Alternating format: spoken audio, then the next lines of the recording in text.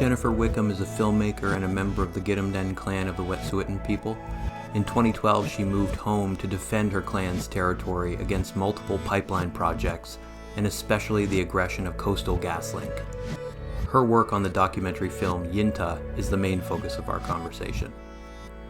Yintah is about the Wet'suwet'en fight for sovereignty, and like some other documentaries that depict that fight, there is in the film a powerful dream of freedom for Indigenous peoples and an end to the settler war against nature.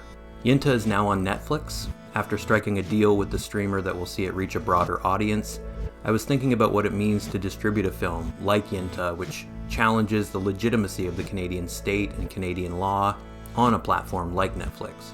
The goal is strategic, of course, leverage the sites of power that are currently available, but the strategy is maybe more self-reflexive than it seems.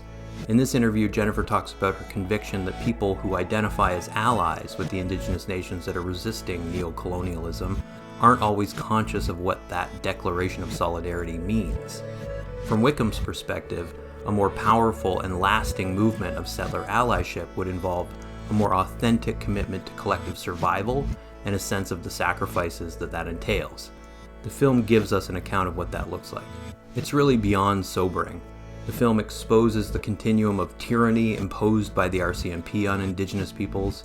It demonstrates how corporate greed and the collusion of the state are creating a kind of asymmetrical war over the land itself and energy at a time when we understand better than ever that the only way to address the climate emergency is to leave oil and gas in the ground. Don't develop it, stop killing the earth and the people who are most connected to it. I do have to acknowledge my own complicity as a white settler in Canada and how even wanting to be correct on these issues, the desire to express solidarity in the right or best way, can work against decolonization, because it gives us a sense that at the discursive level, anyway, we get it. Actions speak louder than words, though, and the direct action represented in Yintah is a source of inspiration for anyone that feels the battle against fossil capital is not Sisyphean, but urgent. So, first of all, thank you for talking to me about Yintah, this documentary that is an attempt to tell the story of a decade of Wet'suwet'en resistance and in so-called Canada. I wanted to talk about how the film tells a story, because that's what really interested me when I saw it. It's not just the story, it's like how it's told. And I think in particular, like the editing gets me in Yintah. The arrangement of elements. So you've got a confrontation between a Coastal GasLink worker and Freda that leads to a discussion of the meaning of Yintah.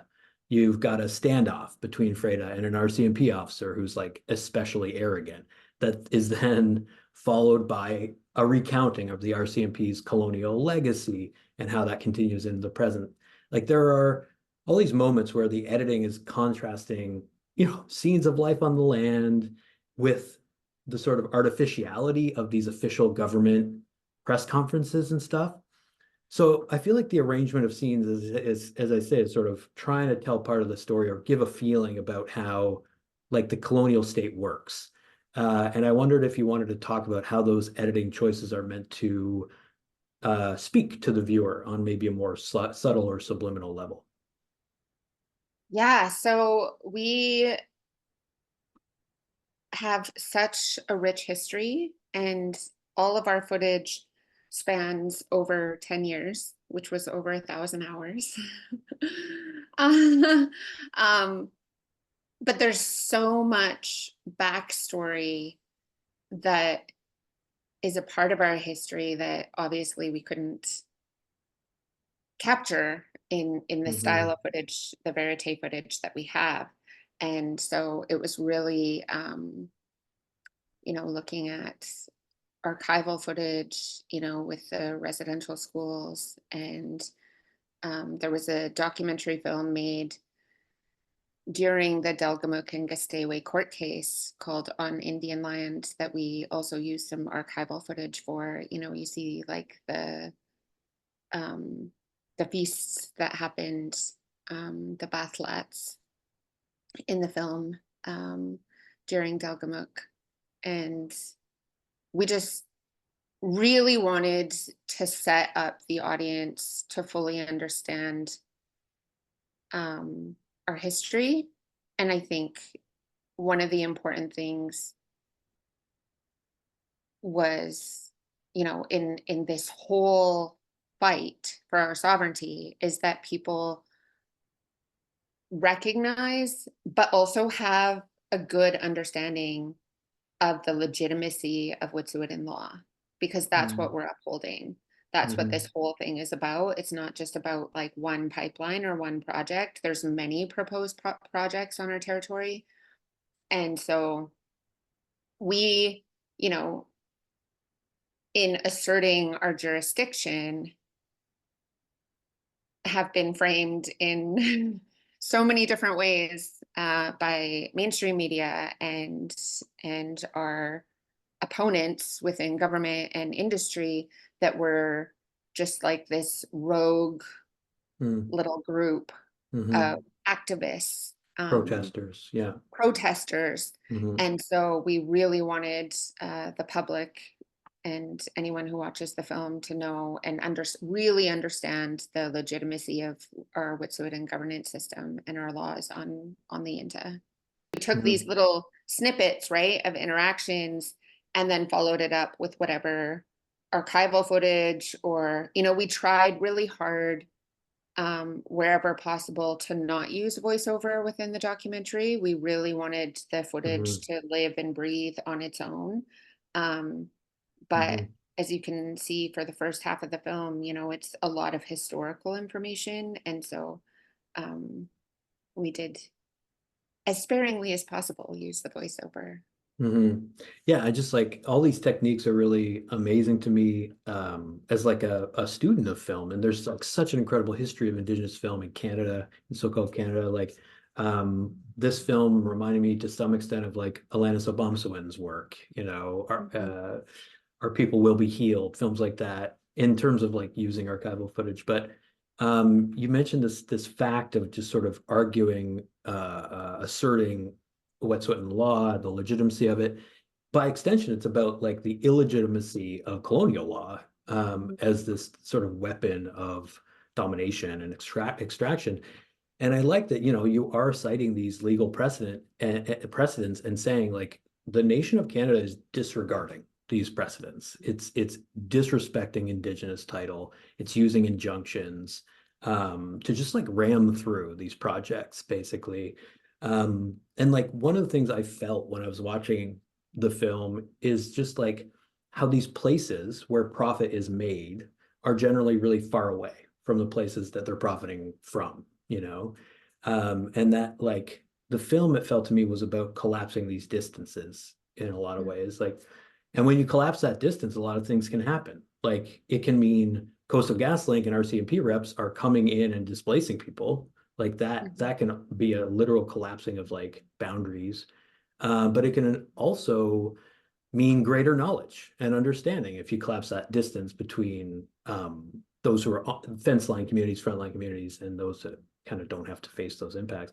I just, yeah, I think a lot about I've been thinking a lot about the film in general since watching it, but like as a white settler, one of the things that I took away, especially from your Q&A after the film, was this like politicizing or problematizing of white settler solidarity with Indigenous movements. Like you talked about this in relationship to like fighting for versus fighting against and like co-opting causes and stuff. Like, yeah, I don't know if you wanted to speak to that in general at this point, like what your conception of solidarity is coming out of like what impact this film can make. Yeah, I think, when you're talking about like collapsing, like distance, is really hopefully bringing to the viewer a sense of, um, I wouldn't even say urgency, but Mm. how this applies to them, Mm-hmm. right? And so it's it's about people finding something relatable, and I Mm-hmm. think Mm-hmm. that it's something we had in mind when we were, um, telling the personal stories of Frida and Molly within the film, Mm-hmm. um, because people, I think, so often can think like, oh, that doesn't affect me, right? Mm-hmm. That's in northern so-called British Columbia, way over on the west coast um, of Turtle Island, and it's like Yeah. far northern, tucked away little community, and it's not going to affect me Mm-hmm. way over here in Mi'kma'ki, right? Mm-hmm. And I think that finding those common threads of humanity are really important.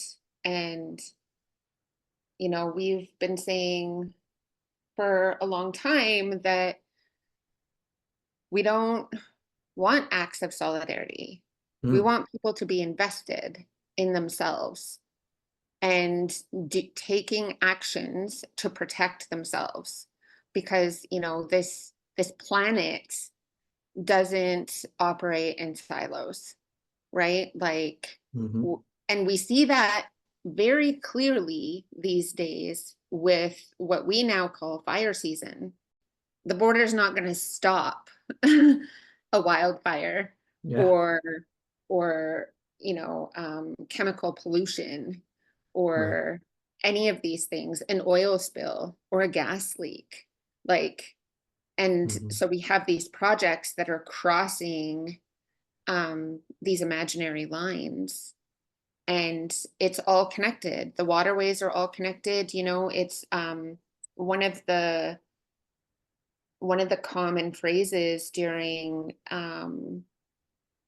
the Tahltan fight against Shell is "we all live downstream," and I Yeah, think that's exactly. really an important thing for people to think about. Is like, all the waterways are connected all over the Mm-hmm. planet. You think of like Fukushima and the nuclear meltdown, Mm-hmm. and they're doing testing on the west coast of British Columbia, and the fish there have been affected. And if people have a stake in something that applies in their lives, they're more motivated, they're more committed, and it's more sustainable for people to be defending themselves and defending their lives and their children and their grandchildren than it is to say, I'm taking this one action in solidarity with the Wet'suwet'en, and then the fight is Right. over, right? It's not in Yeah. mainstream media anymore, and they forget about it, and then they carry on with their lives. But Mm-hmm. if you're committed to your life and protecting your grandchildren, then it's a much different story. Yeah. And like I think right now sometimes it feels like solidarity is almost a drug, with Mhm. Astor Taylor's two recent books, maybe the idea of solidarity is sort of having a moment, but when you Mhm. view Yintah, you get a different sense of how solidarity really is a verb. Yeah, if it means anything, it means it has to be a verb. You feel it when Mhm. these rail blockades start. You sense it when David Suzuki starts talking about his antagonism toward capitalism and corporations. Like it comes through in the soundtrack of the film, right? But maybe we don't need to name it something like solidarity. I like that idea of like investment instead. And I like wanted to kind of pick up on this idea of, how this kind of bordered thinking obscures so much about sort of ecology, nature's impacts. Like look at, Jasper, Alberta, right? Engulfed in Exactly. flames. That those fires did not care. And yet the way that the news represents it to us, it's as though something foreign has breached the borders of this zone that is human, that is other. It's just like it's important to me that we have films like Yintah that offer a kind of corrective to that, um, and that at the same time aren't romanticizing Mhm. indigenous worldviews, right? Like it's like the film ends with the message, "We are here, we are still here," and that romanticism is often about relegating, it seems like, indigenous people into this place in the permanent past, right? But I guess I wanted to specifically ask you about like how we get people in the wake of something like the fires in Jasper, Fort McMurray wildfires. Here in, Mi'kma'ki, we had the first ever just sort of giant wildfire blazes fueled by climate. There is this idea in the film, expressed by Molly Slato, that um, there are folks that really do feel like they're at war, right? That's what she says in the film. Like it feels like we're at war. But some of us, it seems like, don't see it or feel it or take it on board in a lasting way. And I wanted to ask how you as a filmmaker thought about the storytelling techniques that you would you would use again to kind of drive home the idea that we're at war. You know, the example that comes to mind is the CGI rendering of the territory and these checkpoints, these barricades. Like that seems to convey the idea that like this is actually a war. Oh my gosh, I love the maps. They're so great. Like I as a know. touchstone in the film, coming back to them really, like it gives you a sense of the scope of it, right? The kind of epic scale of what you're up against. There were so many ideas and so many plans, the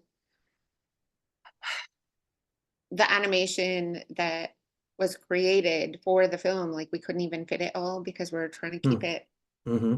in Two this hours. feature Yeah. length, Hmm. you know, uh, time frame.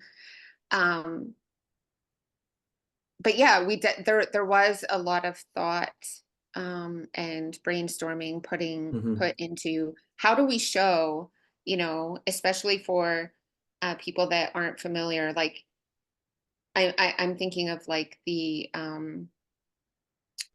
US audience or Hmm. overseas audience of like how big our territory is. Huge. Yeah. And so 22,000 square kilometers is roughly the size of New Jersey, Hmm. right? And it's like I one of the things that didn't make it in and that I was really hoping it would is that I wanted to have actual footage, like drone footage of the river Wet'suwet'en, Mm. like actually moving within the animation over where Ooh, that would have Wet'suwet'en is. been incredible. Yeah. I know there were so many things and it just got too much. It Right. got too muddled, Yeah. right?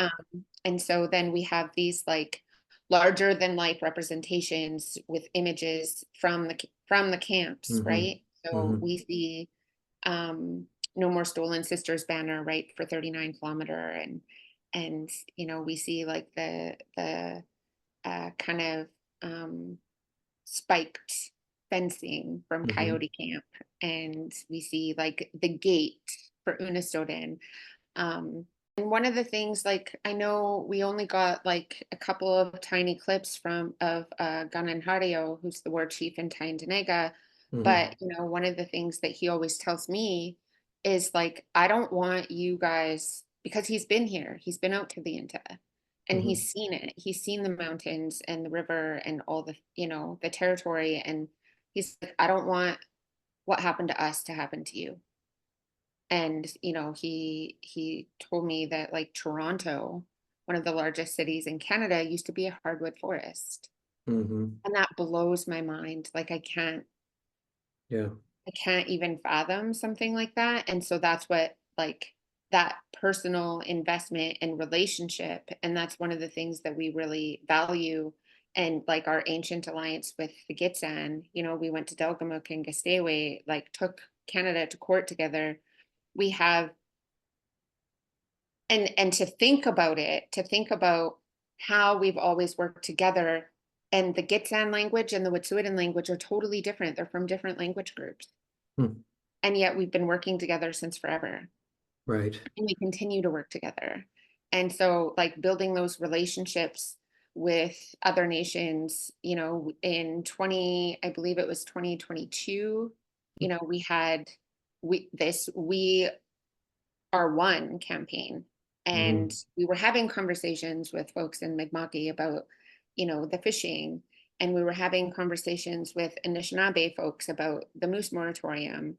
And, we were connected with Haudenosaunee folks like at Hmm. Lambeck Lane and Six Hmm. Nations and Hmm. Secwepemc down at the Tiny House Warriors and, all of these different front lines all across so-called Canada. We have really similar stories, and there's differences as far as like how long people have had contact with the colonizers. Like people out east have been fighting for a lot longer than we have. Like for us, colonization has been like 150 years, but for folks Hmm. out there it's been like 500 plus, Hmm. right? And so we're in different points of the struggle, and that's where a lot of the um Try not to use the word solidarity. I think like convergence, like there is a convergence of Yeah. forces happening. The beginning of that book, The End of This World, talks about how the Harper administration had like policy documents that expressed fear of a convergence of the environmental movement, the anti-war movement, and the movement for Indigenous liberation and sovereignty. And they called that convergence an apocalypse. The book talks about how like they Mm, described this as an apocalyptic convergence. Why? Because they can't really fight it. It's too big and mhm. it's too kind of coordinated, like there's a real fear um among the kind of the state, which is in collusion with capital, that kind of Mhm. convergence could happen.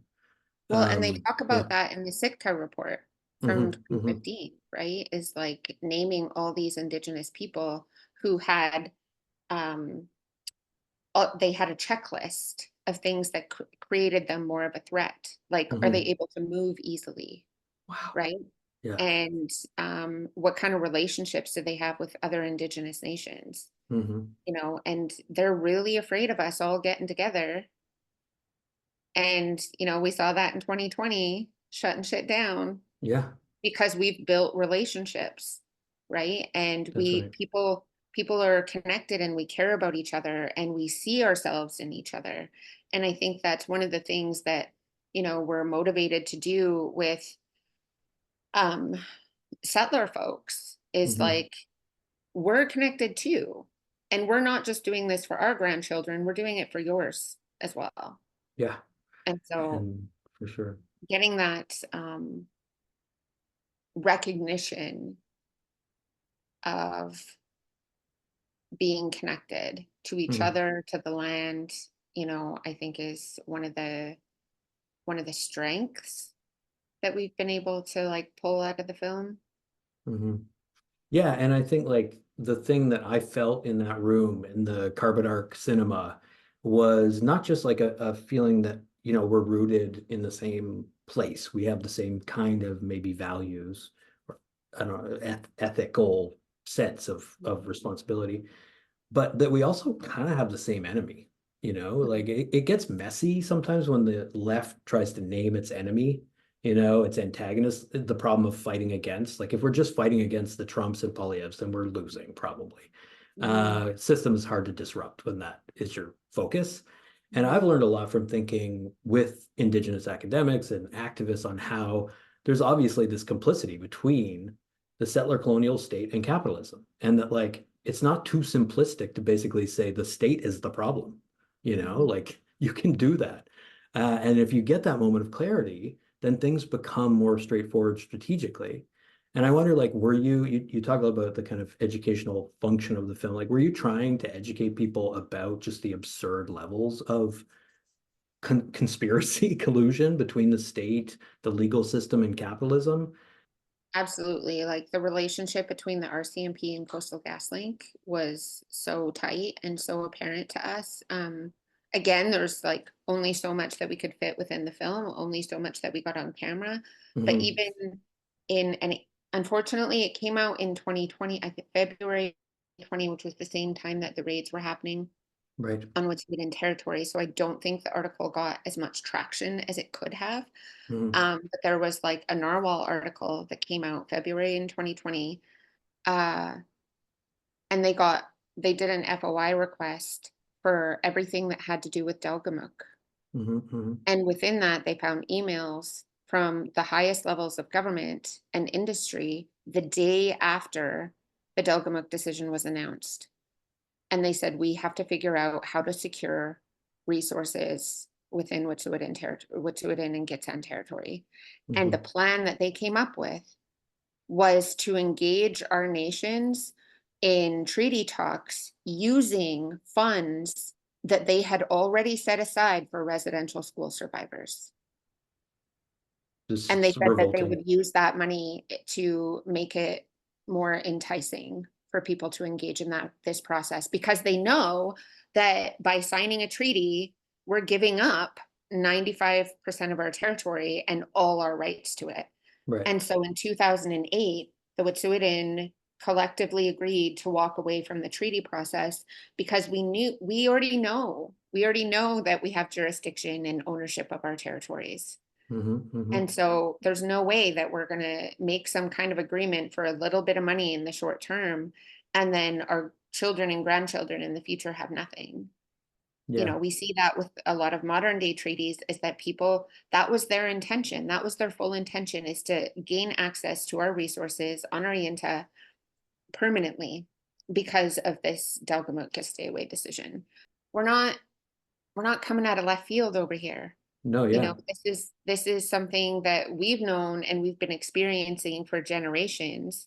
The theft of our land and the criminalization of our people, everything from like the potlatch ban when we weren't allowed to like practice our governance, all our regalia. We have elders in our community that are talking about like they would pile up our regalia and burn it.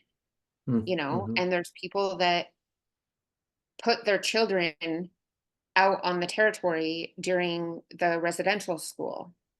Like one of our late elders, Christine Buchwald, she was sent out on the Yintah with her grandmother. Her parents were like, no, take her and get her out of here because they're going to steal her. Mm. And she didn't see town until she was 20 years old. Mm. She lived out on the Yintah with her grandmother and like has these amazing stories. Every story she ever told was, my grandmother told me. And it Mm-hmm. was just like so beautiful. And people did that, right? In order to keep our language alive, in order to keep our culture and our traditions and our laws alive. People took these really drastic measures. I couldn't imagine sending my child out to the Mm-hmm. bush Oh my God. and not Yeah. seeing him, The you know? bravery, yeah, and the So courage of that, and that's what comes through. Like, I don't think you needed in any way to like lecture, you know what I mean, like about legal precedent. Like to do that sort of procedural thing would have, been a branch that might have lost audiences yeah, theoretically. And like instead, what you've got are these like ridiculously moving moments where, like, I think of Frida saying that sometimes ceremony is her only ammunition, yeah, right? That statement, and then singing to ignore the orders of RCMP officers. Like instead of getting a lecture, you get this these scenes of ceremony that then lead into scenes of refusal. And yeah, like it leaves a mark by giving you that kind of firsthand picture of how like in this case what is being called ceremony is an act of like self-preservation against this colonial regime. When I watch films like yours, the difference is that it is made autonomously. Like it's, as you said, 10 years, 1,000+ hours of footage. And that's different from like a film, like Naomi Klein's This Changes Everything, right? Which the end of that film has these scenes of indigenous resistance to globalization, really. And it's meant to inspire you. But I always, when I watch the end of that film, feel a little bit like there is an act of commodification happening. Like it works too well a little bit. right. And the difference in Yintah is that, as I say, like it's totally independent. It's made it's like an inside job, as Jesse Wente says, like an inside job. A lot like Atanarjuat, the fast runner, like he says that's an Yeah. inside job.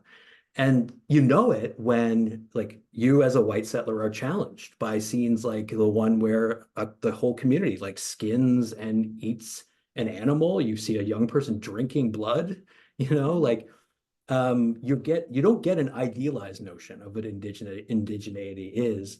And I wondered, like, were you ever worried about certain audiences' reaction to that scene? And do you worry about how even the struggles of indigenous people can be romanticized and co-opted by the mainstream?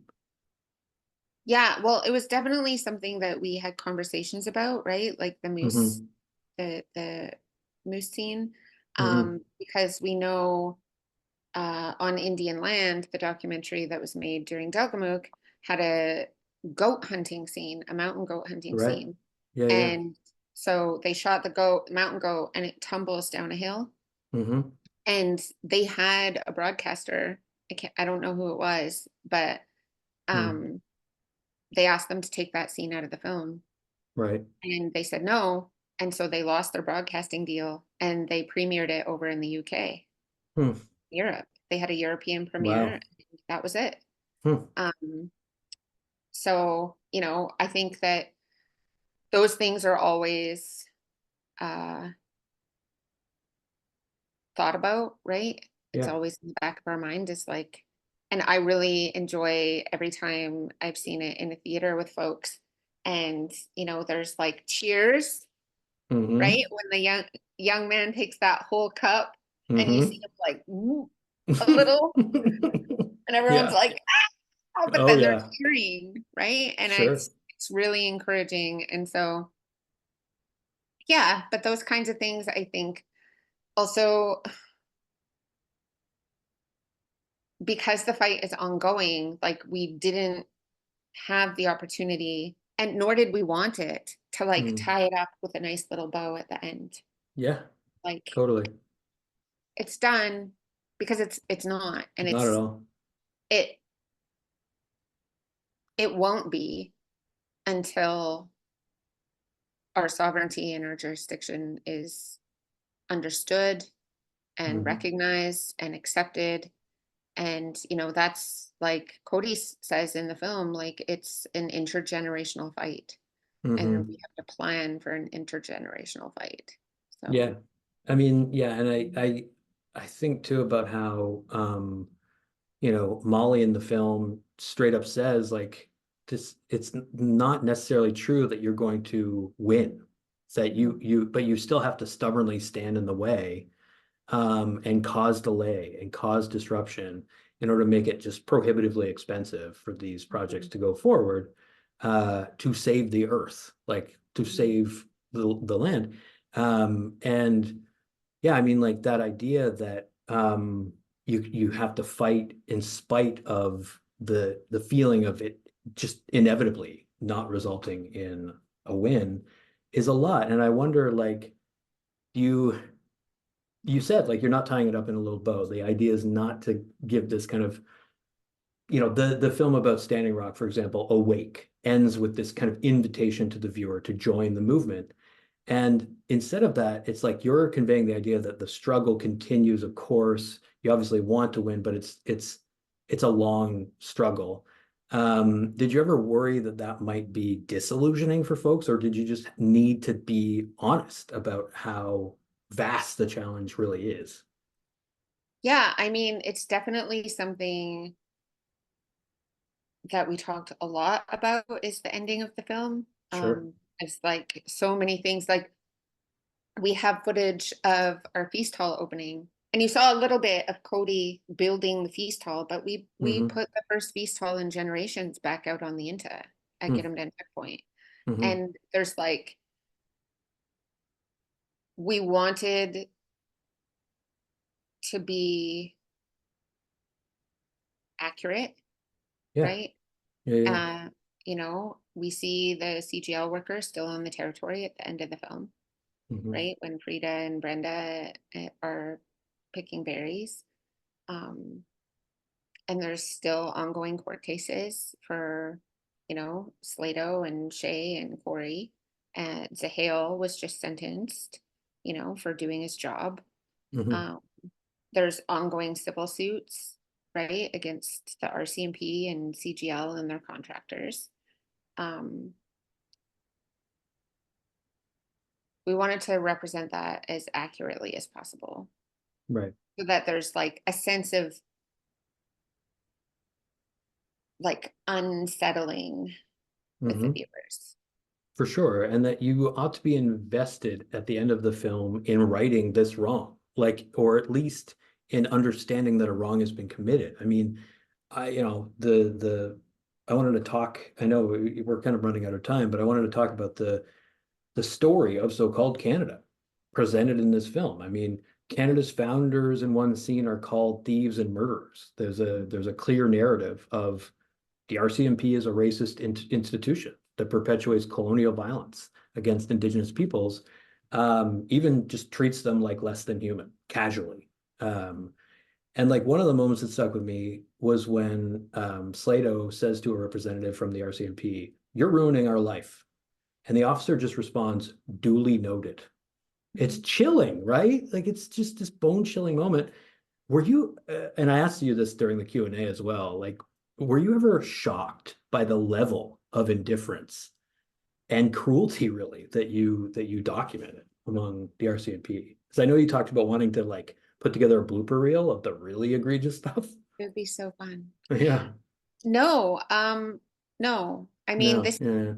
these experiences that were caught on camera are not new to Indigenous people. You know, we have spent our entire lives being targeted and mistreated and experiencing violence from the RCMP. And, you know, on a good day, completely ignored, right? If you look at our missing and murdered Indigenous women, like I have an auntie, my mom's oldest sister, that was Mhm. found on the Highway of Tears, right? Outside Mhm. of one of our communities. And she was murdered. She had been missing for months. And like people knew who she was last with, people knew who killed her, people knew, you know, where like Mhm. nothing was done. Right. And that's a really common story for our people, all of our women Yeah. that have gone missing. And so it's not new, or it wasn't like surprising or shocking at all. And I think that, yeah, it's really relatable, I think, to a lot of Indigenous communities. Mhm. Um, But I like that the film exists to draw the ire of others that aren't, that mhm. haven't encountered it, that don't understand it. You can't doubt it in the end when you see it on film. And like the audience eventually starts to feel kind of disgust and exhaustion as just like this colonial extractivism keeps coming. And I think one of the ways that um, they overcome these kind of natural barriers, and you see this in the film is using a helicopter. Like it was interesting to me how the helicopter too became like a bit of a storytelling device, reminding us this is a war to some extent. Like it'll fly in and you know just allow people to drop in with no Yeah. connection to the land, and even kind of maybe assume this is a land without a people. You're just flying in to this unspoiled wilderness or something. Um, was there any talk about that element of like capturing these helicopters flying in, especially like capturing when the full force of the RCMP comes down on the camp? Like how to kind of film that in a way that maybe doesn't sensationalize it, but that gives you a sense of how it feels on the ground to watch that happen. Yeah, it was really interesting when we were doing the sound edit. Slato was actually in Montreal with me for a couple of days when I was in the Mm. studio. Mhm. Amazing sound guys. I love them so much. Um, but there's definitely, you know, I don't know if you use this word or if it's my own, but like this touchstone, right? Mm. Mhm. Of like helicopters singing, Mhm. dogs Yeah. singing, right? And it's, you know, we call them the green guys that fall from the sky because they Mhm. would just like come in behind our line and drop all these guys in green, the Mhm. militarized police, the CERG, who've now changed their name to CRU, Community Response Unit. It sounds a lot nicer than Right. Community Industry Response Group. Branding. They've taken industry completely out of their name, which is inaccurate. Mhm. Um, and one of the things that I think, you know, the general population isn't aware of or doesn't think about, and it's really, you know, just a really honest like ignorance, is Mm. the entire project of Canada has always been and is still today a resource extraction project. Mhm. And, you know, like I think about often every time I hear the train go through Smithers, you know, they have this huge write up and like a plaque at the train station here in town. And it talks about, you know, the first year the first year, which was, I believe, in,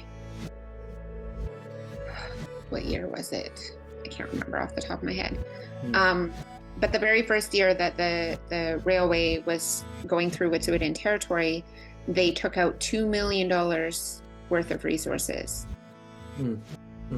which would be billions today. Yeah. A lot. And yeah. And so I think about that, and I think about like the entire history of colonialism has always been and continues to be, and we see it with, you know, the criminalization of Indigenous people protecting their territory, and which ultimately is a refusal to have the resources stolen anymore. And so, you know, it's like the machine continues. And I think so many people are like, oh, but the RCMP, like, they're not all bad. Yeah, sure. You know? But the it's a go nowhere argument when somebody starts talking like that. It's so often difficult to come back with, you know, something that's going to be satisfying to that person. But maybe the point is to no longer engage in those go nowhere arguments. I don't know. Because that person is and we talked about this during the Q&A, coming from a place of basically being, you know, brainwashed by propaganda that, you know, police are heroes. And so I feel as though that person, generally speaking, hears any complaint, any criticism, any grievance against the RCMP, and takes it very personally, you know. And a lot of it has to do with the uniforms and the kind of the effects of ideology, basically.